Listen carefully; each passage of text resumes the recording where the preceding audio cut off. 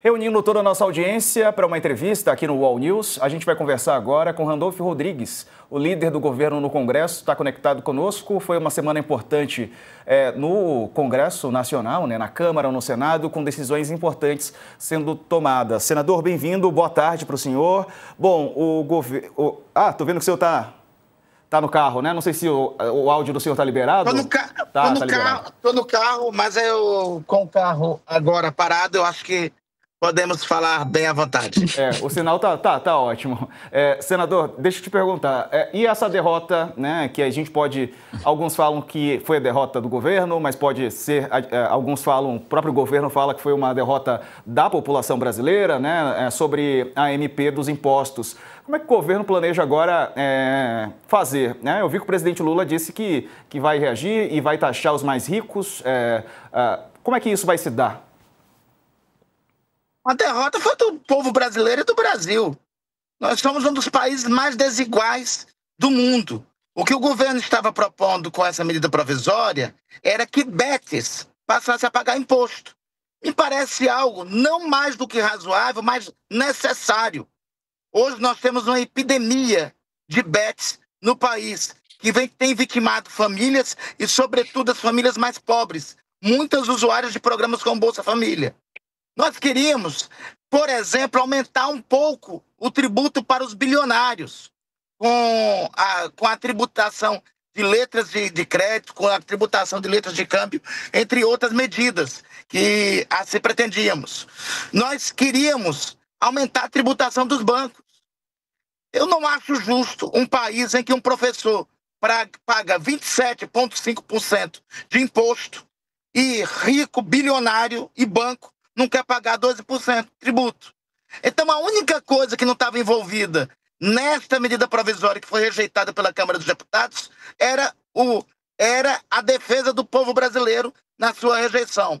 Ao contrário, a aprovação da medida provisória possibilitaria que o governo, em primeiro lugar, cumprisse os compromissos fiscais que quer cumprir, porque tem responsabilidade com o arcabouço fiscal, que foi aprovado pelo próprio Congresso, mas, sobretudo, continuasse destinando recursos para os programas sociais que têm voltado ao Brasil no governo do presidente Lula. Enfim, quem perdeu foi o povo brasileiro. Sakamoto. Senador, boa tarde, obrigado aqui pela Sakamoto, boa tarde. Tudo bem? Senador, qual que é a outra alternativa que o Senado e que o governo, que o governo vê para poder garantir esses recursos para o ano que vem? Todas as alternativas estão sobre a mesa. E a forma de aprovar essas alternativas também estão. O Ministério da Fazenda pode editar, inclusive, ato próprio para algumas dessas medidas. Eu quero só deixar claro, Sakamoto, o governo não vai se dar por vencido pelo lobby de bilionário, de bet e de governadores. É importante que se diga. Essa semana, no Congresso Nacional, um dos articuladores da rejeição dessa medida provisória foi o governador Tarcísio de Freitas, de São Paulo. Outros também participaram, mas em especial o governador Tarcísio de Freitas. É importante dar os nomes devidos.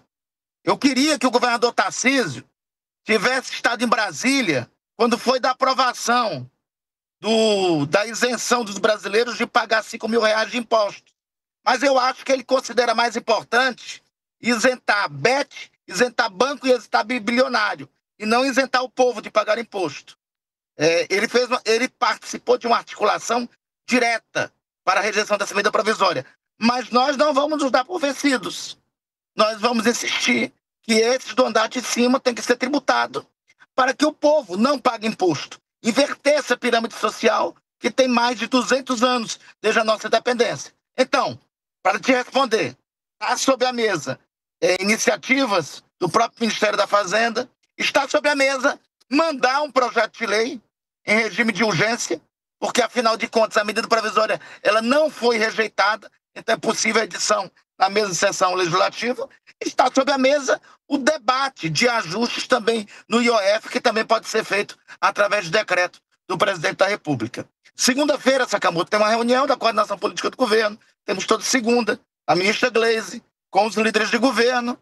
deveremos ter a participação de alguém do Ministério da Fazenda, que deve escrever para nós também, se o ministro Haddad já tiver descrito para o presidente Lula, qual pode ser a natureza dessas medidas. Senador Dani Lima aqui, obrigada pela participação.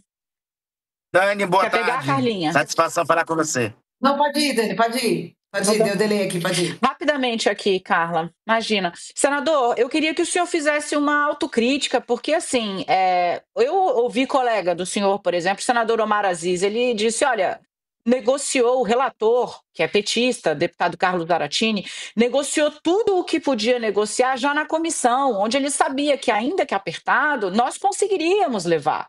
Foi por 13-12. Quando o projeto chega no plenário, o projeto já está no osso, já não tinha mais nada o que negociar, e aí eles simplesmente derrubam. Houve falha na articulação, o governo demorou a perceber, o relator demorou a perceber qual era o ambiente no plenário, porque estava claro desde a noite anterior, e eu sei que o senhor tinha uma percepção mais larga ainda temporalmente do que essa, que a coisa não estava boa para o projeto. Dani, deixa eu te dizer, em primeiro lugar, eu não acho que foi algum problema de articulação política. Não foi derrota, foi escolha da parte da Câmara dos Deputados, ou pelo menos da maioria da Câmara. A escolha feita foi o seguinte: não, nós não vamos tributar BET, nós não vamos tributar bilionário, nós não vamos tributar bancos. Foi uma escolha feita, conscientemente. Então, não tem algumas matérias que, ao que me parece, não tem articulação política que faça milagre. Se tem uma autocrítica que tem que ser feita, e ela sempre é necessária ser feita, talvez tenha sido pelo fato de que, se nós soubéssemos, nós não contamos com nós subestimamos a desonestidade. Porque eu aprendi em Brasília, desde que lá cheguei, que acordo, depois que é fechado, é para ser cumprido. Nós fizemos concessão para todos os setores, em várias reuniões. Entregamos vários aspectos da medida provisória, com o compromisso de que a medida provisória seria aprovada. Talvez aí tenha faltado que nós acreditamos na boa vontade e na palavra que tinha sido empenhada. Porque houve descumprimento de compromissos com os acordos que tinham sido feitos, ainda no debate da comissão mista, antes da votação na Câmara dos Deputados. Claramente, flagrantemente, houve concessões de nossa parte para depois não terem concessões para a aprovação. Se tem uma autocrítica a ser feita, talvez tenha sido isso. Talvez desde o início nós deveríamos ter não optado pelo caminho de tentar construir uma composição, mas por o caminho de fazer o que estou fazendo agora, aqui, Dani, Sakamoto, Carla, com vocês, que é dizendo passo a passo do que ocorreu para impedir que essa medida provisória fosse derrotada. Olha, Sakamoto, Dani e Carla, eu nunca vi um lobby tão poderoso no Congresso Nacional como eu vi nessa semana para derrotar essa medida provisória. Então, senador, mas aí eu vou pegar daí, porque esse lobby vai continuar. Por exemplo, na questão da taxação do LCI e do LCA, que os senhores fizeram essa concessão, é porque senão não ia ter voto da bancada do agronegócio. Como é que o governo vai fazer, querendo fazer as mesmas medidas e não fazer essas concessões a BETS, sendo que no próprio relatório já tinha tirado BETS, para taxar agronegócio, sendo que também na própria discussão já tinha tirado LCI e LCA. A pergunta é, como que o governo vai conseguir fazer essas taxações, sendo que já tinha visto, na verdade, que só seria possível se fizessem essas concessões e acabar que eles quebraram o acordo. Não teria que se buscar outros caminhos? Porque, pelo que está parecendo, o governo está indo nas mesmas ativas, só mudando o instrumento. Como conseguir essa vitória? Foi bom você colocar isso. É importante destacar que o nosso diálogo com a bancada ruralista, desde o começo, foi muito franco. E a bancada ruralista, a primeira das reivindicações que apresentou, foi retirar LCA, LCI, CRA e CRE, se eu não me engano, do conjunto da medida provisória. Nós o fizemos. Mesmo assim, não tivemos o convencimento para o voto, porque me parece que claramente não se tratava mais do conteúdo da medida provisória, mas uma escolha do ponto de vista ideológico, inclusive pensando em antecipar a eleição de 2026, que eu acho que é de uma insanidade absoluta e de uma desonestidade para com os brasileiros antecipar a disputa do ano que vem, em virtude de querer sabotar e enfraquecer o governo do presidente Lula. Nós temos outros caminhos, tem um arsenal.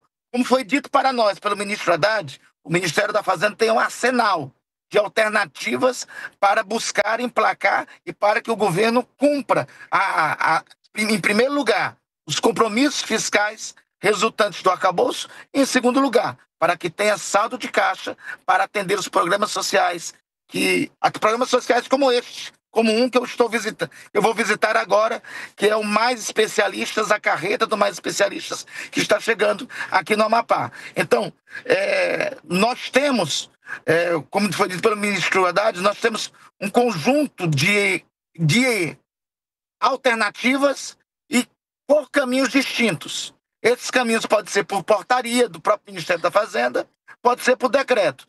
Nós ainda vamos insistir no Congresso e vamos dialogar, porque nós não vamos virar de costas para o Congresso e nós compreendemos como tem que ser a relação em um Estado democrático de direito, em um regime de presidencialismo de coalizão como que nós temos.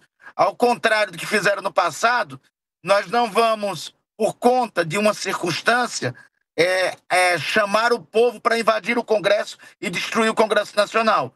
Nós vamos, se tiver a necessidade de apresentar as alternativas fiscais por meio de projeto de lei e de aprovação no Congresso Nacional, nós vamos voltar a dialogar e, desta feita, deixando mais claro para a opinião pública do que é que está se tratando. Porque o que está se tratando, Carla, é um debate crucial para o Brasil.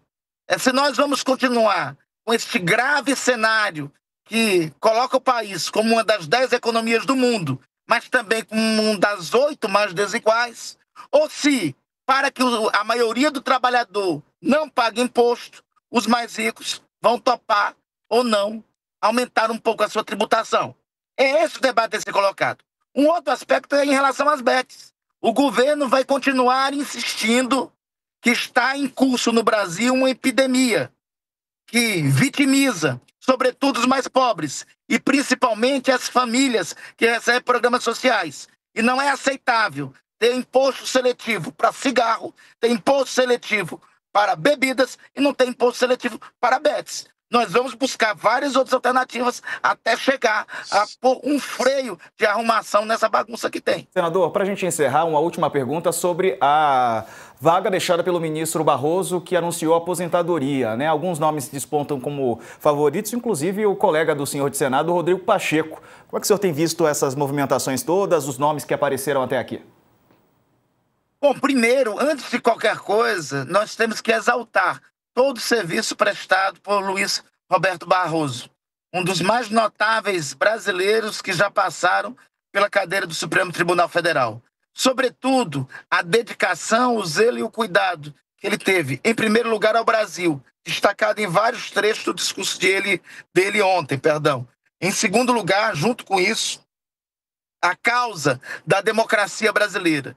O ministro Barroso dirigiu o Supremo Tribunal Federal, quando o Supremo Tribunal Federal recebeu um dos julgamentos mais importantes de sua história, contra aqueles que buscaram atentar contra o Estado Democrático de Direito, dando um golpe de Estado em 8 de janeiro, tentando um golpe de Estado em 8 de janeiro de 2023. E ele conduziu, garantindo aos acusados ampla defesa, contraditório, que são princípios constitucionais, mas manteve a serenidade para conduzir o Supremo Tribunal Federal, mesmo quando o Supremo Tribunal Federal estava sob ataque de nação estrangeira contra os seus membros e contra a independência do Supremo Tribunal Federal. Tem que fazer essa homenagem antes de falar qualquer coisa. Os nomes estão colocados, tanto quaisquer um dos nomes, ministro Bruno Dantas, ministro Messias, que é o nosso advogado-geral da União, senador Rodrigo Pacheco, estarão à altura do cargo, mas essa é uma decisão unilateral, unipessoal do presidente da República.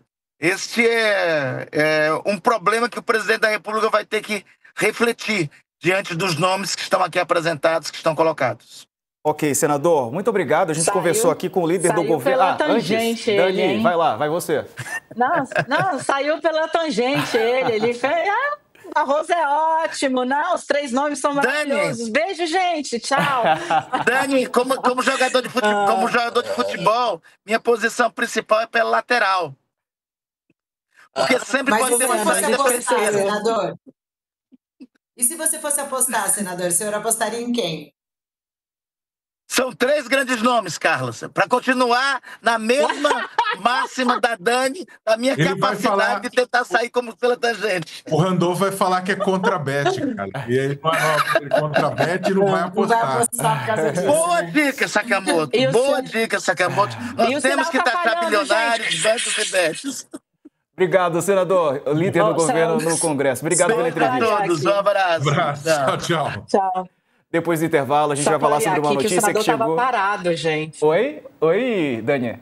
O pessoal do chat, desculpa, hoje eu tô Não, pode incontrolável, falar. perdão, mas o pessoal assim do mesmo. chat tá preocupado que o senador estivesse dentro do carro andando. Não, gente, o carro estava parado e o senador está no banco do carona, ele falou logo na saída. Boa, valeu, Dani. Porra, o pessoal achou que ele estava transmitindo ao vivo a entrevista? Gente, não, Pedro. Não foi isso, não foi o caso. Dirigindo.